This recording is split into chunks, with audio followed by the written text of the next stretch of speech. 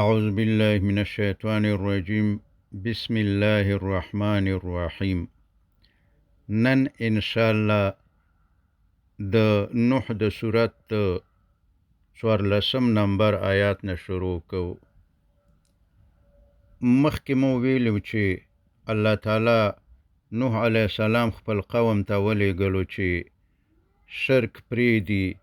او په یو الله باندې ایمان راوړي. 9,500 کلونه تبلیغ ورته وکړ، خو ډېرو لږو د ګوتو په شمېر خلکو ایمان راوړو او نور ټول په خپل کفر او شرک باندې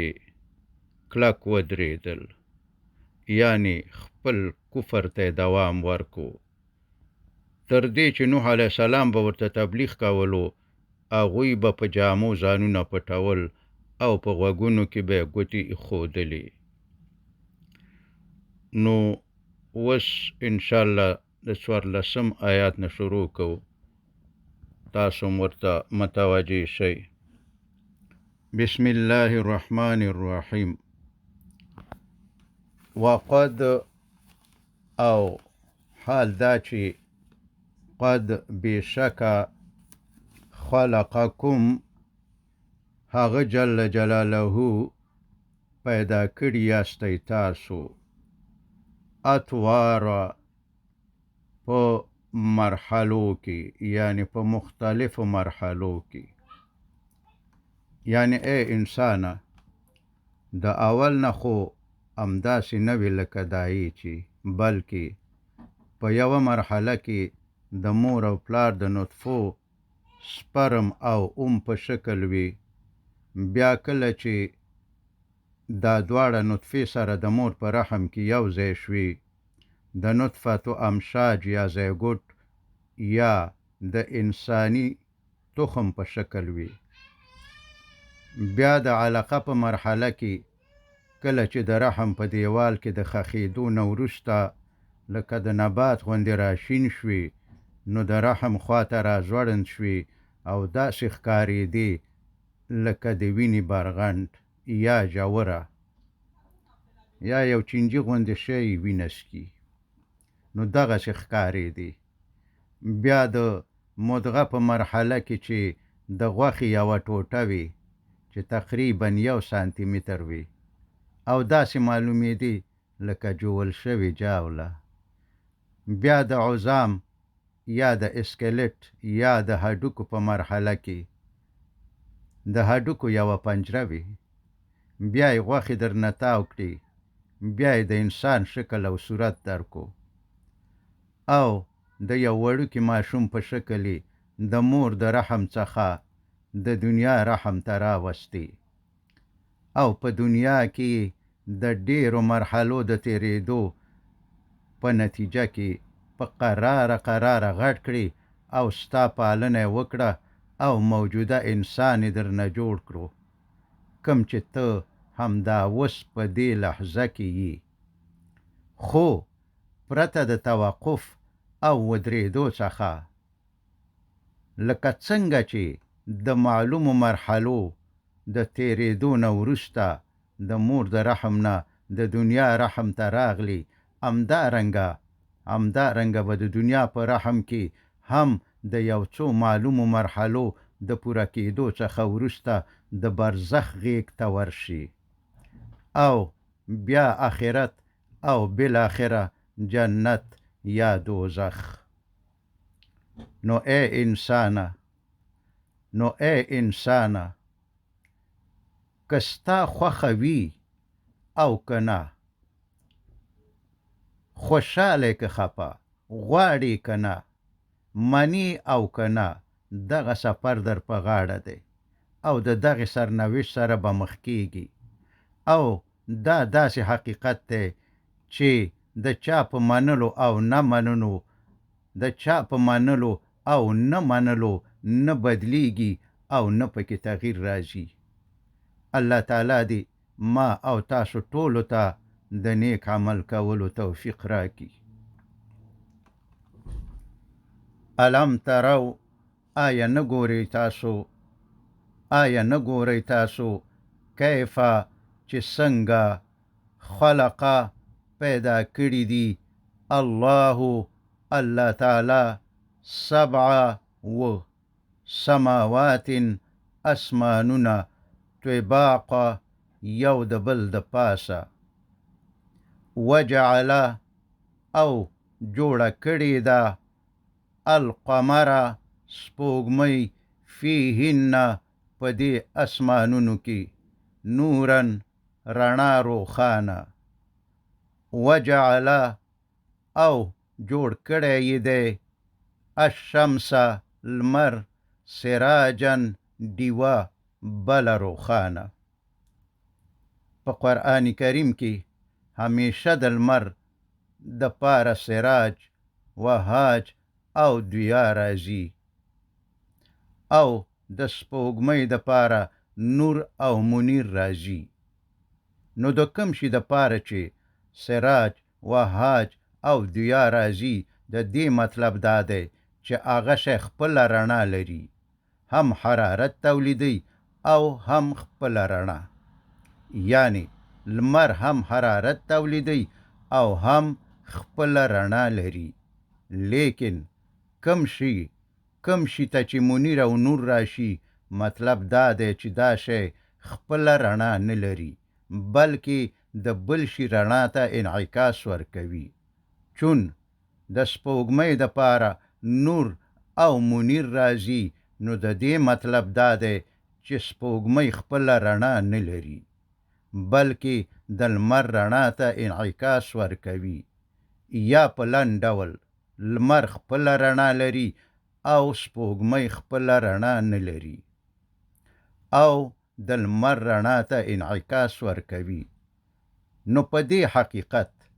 چې لمر خپله رڼا لري او سپوږمۍ خپله رڼا نه لري د عصري ټکنالوژي د راتلو نه په مخکې ساینسدانان نه پوهېدل د دې حقیقت ذکر کېدل 1400 کلونه مخکې د دې ثبوت دی چې قرآن کریم د الله تعالی کلام دی او دا د قرآن کریم یو علمی معجزه ده والله او الله تعالی انبتکم تاسو زرغون کړي یاستی من الارض د ځمکې نه نباته په خاصو زرغونولو یا خاصو راشنه کولو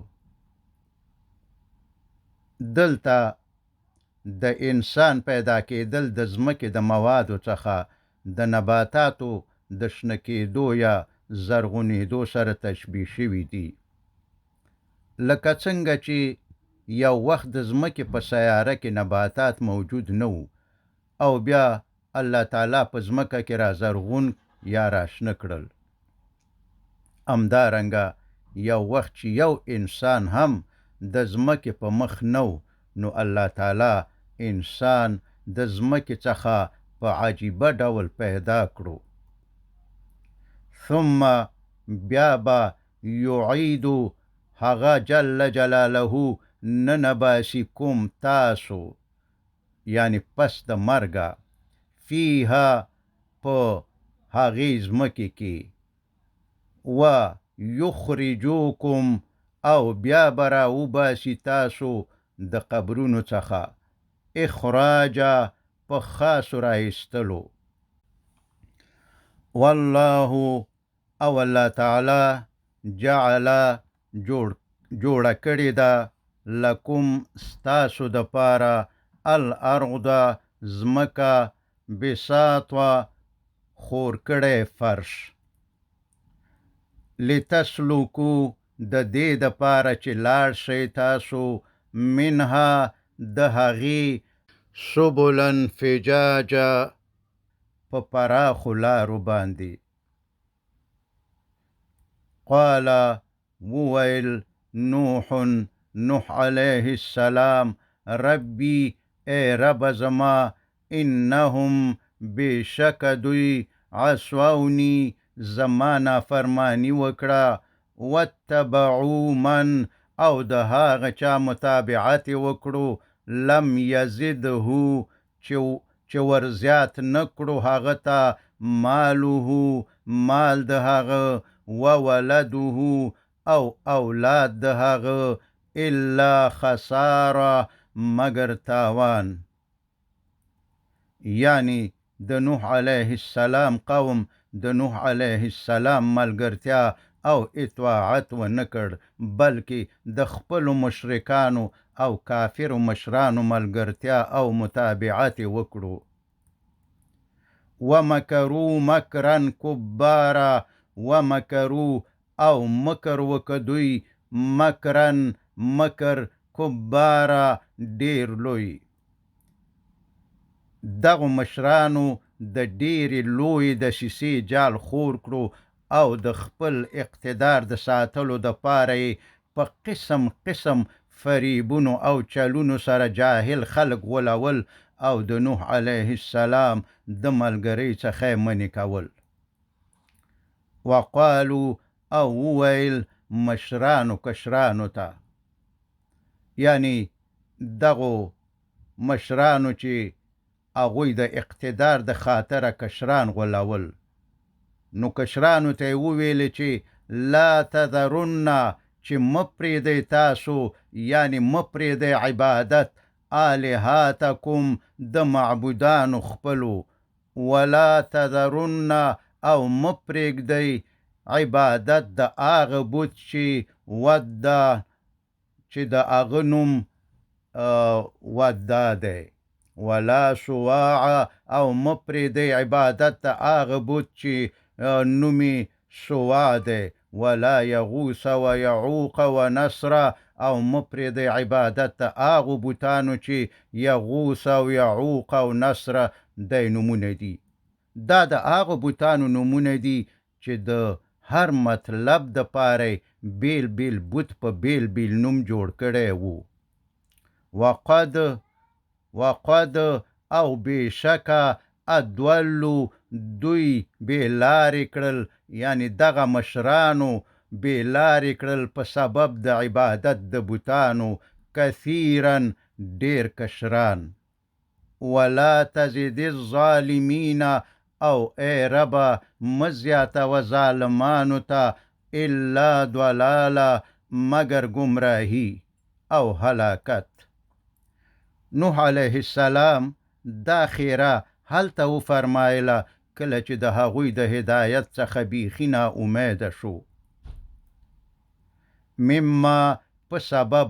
خطوی آتهم د ګناهونو د دوی، اغرقو غرق شول دوی په اوبو کې، فادخلوا بیا داخل شو دوی نارا په اور کې، فلم یجدو نو بیا نموندو دوی لهم د پاره د دوی من دون الله پرته د الله تعالی نه انصارا څوک مددگار چې د عذاب نه خلاص کی. یعنی د کوم بوتانو چې دوی عبادت کولو هغه په کار را نغلل. وقال او وویل نوح علیه السلام ربی ای رب زما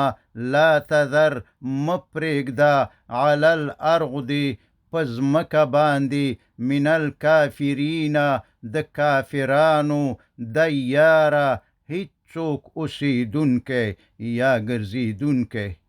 او ټول هلاک کړه. انک بېشکه ته ان تذرهم که چېرته پرېږدي دوی، یضلو ګمراهان به کړي دوی عبادکه بندگان ستا، ولا یلدو او نه زېږوي دوی الا مگر فاجرا کفارا بدکاره کافران. رب اغفر لی ای رب زما بخنه وکه ماته، ولوالدی او مور او پلار ته زما، ولمن او هاغه چاته دخله چې داخل شوي دي بیتیا